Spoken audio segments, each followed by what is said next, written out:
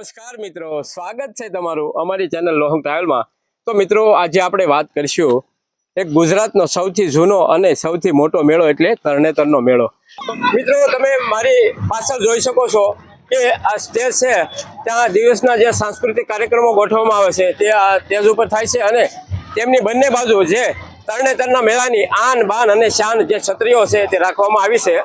તો મિત્રો, જે આપણી જૂની પરંપરાના જે રાસ મંડળો છે તે આપણે આ વિડીયોની અંદર નિહાળશું, જે તરણેતરના જ રાસ મંડળ દ્વારા આ રાસ રજૂ કરાયો છે।